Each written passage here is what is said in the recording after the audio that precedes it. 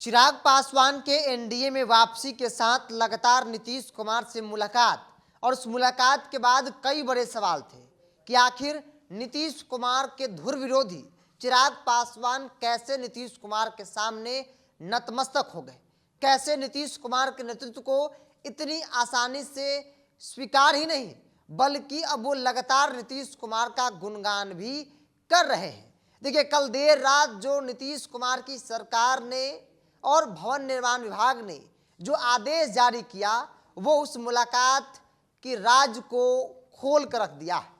नमस्कार, the India top देख रहे हैं, मैं हूं आपके साथ बृजू सिंह। मंत्री बनने के बाद चिराग पासवान को नीतीश कुमार ने बड़ा तोहफा दिया है।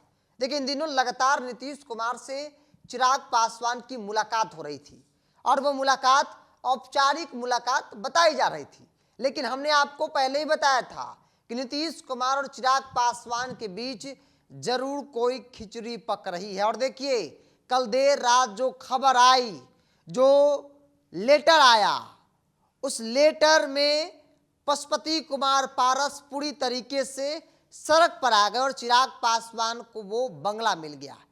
कहा जा रहा है कि नीतीश कुमार से चिराग पासवान ने सेटलमेंट कर लिया है। नीतीश कुमार से जो रिश्ते चिराग पासवान के बिगड़े थे वो अब सब कुछ ठीक हो गया है।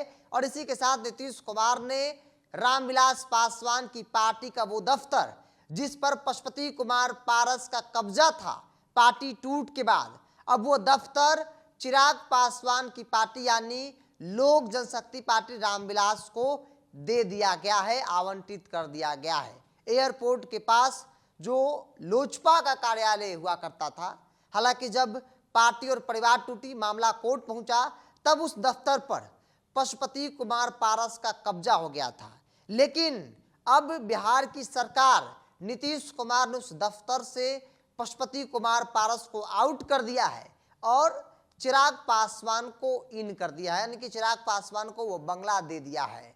और राजनीतिक तौर पर चर्चा खूब हो रही थी कि चिराग चाचा को बेघर करने के लिए, चाचा को सड़क पर लाने के लिए नीतीश कुमार के सामने सरेंडर बोले हैं। नीतीश कुमार से उन्होंने समझौता तो किया ही किया, लगातार नीतीश कुमार का गुणगान भी कर रहे थे ताकि एन केन प्राकेन किसी भी प्रकार से चिराग पासवान को वो बंगला मिल जाए और उस बंगले से पशुपति कुमार पारस जो है वो बेघर हो जाए और तभी असली बदला चाचा से लिया जाएगा। क्योंकि चिराग के मन में इस बात की खुन्नस थी कि चाचा ने पार्टी तोड़ी, परिवार तोड़ा, खुद मंत्री बन गए, बंगला भी ले लिया, तमाम सांसदों को अपने पक्ष में कर लिया, दिल्ली का बंगला भी खाली करा दिया। ऐसे में चाचा को भी सड़क पर लाएंगे जैसे हम सड़क पर आए थे। आज की तारीख में वही हो रहा है जो कभी चिराग पासवान के साथ हुआ था। 12 जनपद खाली हुआ, चिराग पासवान पूरी तरीके से सड़क पर आ गए थे, चिराग रोने लगे थे। और अब देखिए वही स्थिति पशुपति कुमार पारस यानी चाचा का हो गया है।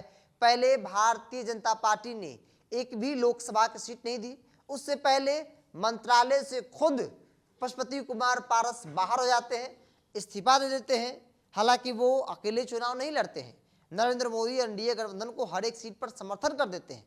आलम ये रहा कि आज की तारीख में पटना में बचा कुचा एक बंगला भी अब पशुपति कुमार पारस के हाथ से निकल गया है, चिराग पासवान को मिल गया है। मतलब जो राजनीतिक तौर पर लड़ाई थी, जो पारिवारिक तौर पर लड़ाई थी चाचा भतीजे के बीच, उसमें चिराग की लगातार जीत हो रही है। और कल देर शाम एक बड़ी जीत चिराग पासवान की हुई है।